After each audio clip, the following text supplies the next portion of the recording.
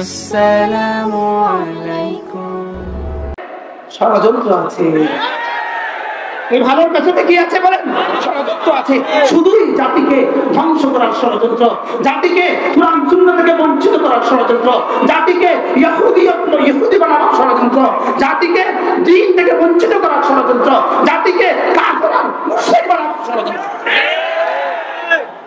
আজকে কি আমরা ক্লিয়ার হয়েছি রবিউল আউয়াল মাস শোকের নাকি খুশির? জোরে বলেন, শোকের না খুশির? এই জন্য ঈদে মিলাদুন নবী, ঈদে মিলাদুন নবী এই শব্দ সম্পূর্ণভাবে নতুন আমদানি করা শব্দ। বলেন এই শব্দ কি শব্দ? বলেন নতুন আমদানি করা শব্দ।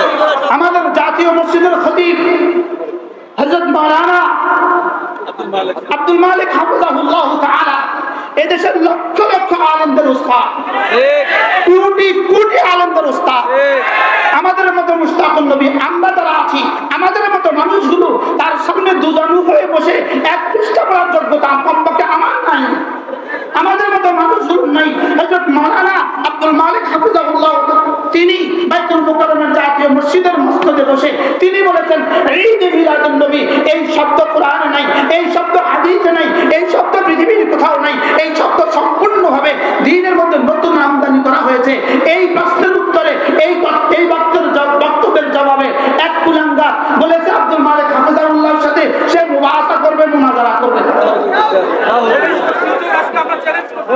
চ্যালেঞ্জ করে দিয়েছে।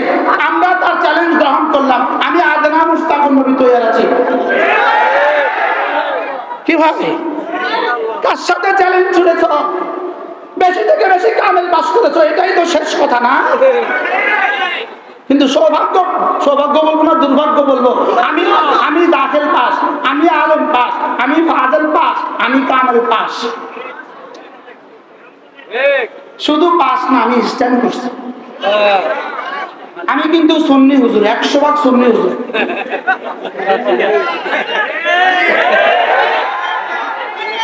আমি কি হুজুর বলেন? 100% সুন্নি হুজুর। আমি 100% সুন্নি হুজুর, 100% সুন্নি হুজুর। আমি কি হুজুর বলেন? আমি 100, আমি কামেল পাস, আমি কামেল 100, আমি স্ট্যান্ড করছি কামেল, আমি ফাজল স্ট্যান্ড করছি, আমি দাখিল আলেমে ফার্স্ট ক্লাস পাইছি, আমি কামেল মাসের মুয়াদ্দিদ ছিলাম। তা আমি সুন্নি কি বললে সুন্নি হওয়া যায়? আমাদেরকে তো কসম, কি বললে সুন্নি হওয়া যায়? মনে বুঝেন না? যদি কামেল পাস করলে সুন্নি হওয়া যায়, তো আমি তো কামেল পাস। মনা আনিস কি পাস? জোরে কামেল। মনা আমজাদ কি পাস? আমরা তো সব কামেল পাস। তো কি বললে সুন্নি হওয়া যায়?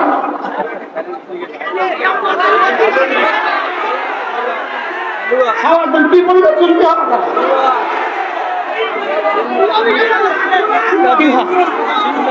তাহলে আমরাই প্রকৃত আহলে সুন্নাত ওয়াল জামাত, আমরাই প্রকৃত আহলে সুন্নাত ওয়াল জামাত।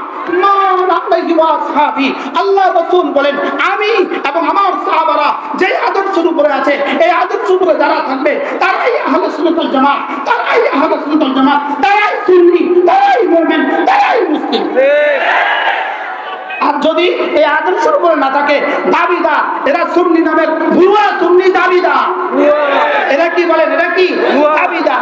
এরা দাবিদার না আসল সুন্নি? বলেন এরা কি?